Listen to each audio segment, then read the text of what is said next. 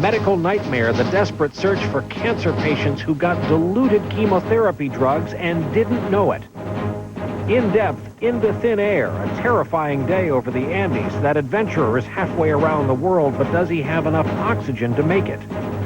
Our special series, 5 Nights That Could Save Your Life. Tonight, the hidden dangers in the home. And will there be another royal wedding in the future? A report tonight, the Queen has finally given the approval to Charles and Camilla. From NBC News World Headquarters in New York, this is NBC Nightly News with Tom Brokaw. Substituting tonight, Brian Williams. Good evening. Tonight, parts of the American West and Pacific Northwest amount to kindling, waiting to be ignited. It is hot, it is dry, and where the wildfires are raging tonight, firefighters are scrambling to get a handle on the fast-moving flames.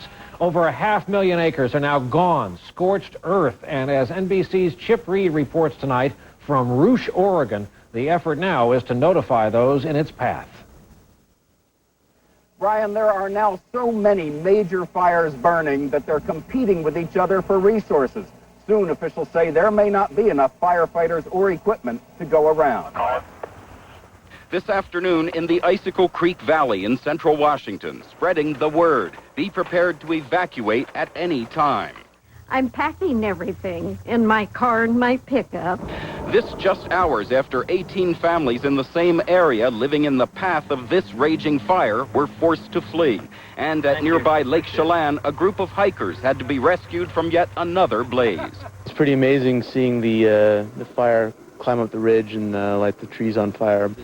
Throughout the West, 36 major wildfires are burning out of control in bone-dry forests. Weather reports are setting off more alarms for tomorrow. We're going to have a dry cold front come across the area tomorrow, and that's going to bring us some increasing winds. We'll see winds up to 30 miles per hour. Resources now stretched so thin, western states are looking for support 3,000 miles away. These firefighters coming from Manchester, New Hampshire. And in Oregon, help from the National Guard after the governor declares a state of emergency. But experts say it's not only Westerners who should be worried. This is the latest wildfire potential assessment from the National Interagency Fire Center, scheduled to be released tomorrow, revealing that Michigan and the upper northeast section of the country are unusually and dangerously dry. It's going to be an early and potentially severe fire season for the East Coast states. Working 12, even 16-hour shifts, firefighters are making progress on some of the blazes, beginning to get a handle on this 5,600-acre fire in southern Oregon near the California border, cutting down dead trees to make sure they don't fall unexpectedly later.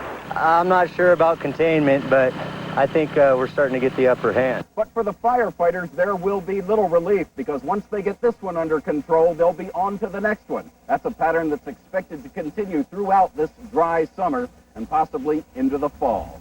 Brian? Chip Reed on the ground for us tonight from Oregon, thanks. Now to the aerial attack on the fires out west, specifically one extraordinary lead pilot, her courage in attacking her mission each day as fire consumes more of the ground beneath the aircraft. Our report tonight from NBC's Dan Lothian. In the dangerous and demanding business of flying into firestorms, U.S. Forest Service lead plane pilot Kathy Allred is one step ahead of the aerial attack. It's like fighting a war, but they're not shooting at you. Her enemy, extreme wildfires. Her mission, mapping terrain, then guiding large air tankers safely in and out of hotspots to drop the fire retardant. Maybe I am a little bit nuts.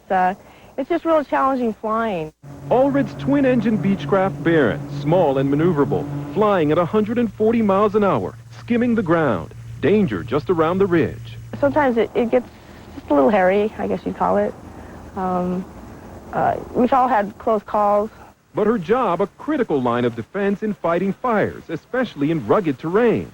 Allred was first on the scene at the devastating Los Alamos fire last year, is credited with helping save many structures at the lab.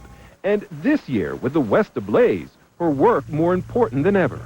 Allred, just 5'6", has nerves of steel. 12 years experience as a lead pilot, a lifetime spent in the air. But still today, as the only female doing her job at the Forest Service, she's battling the gender issue along with fires.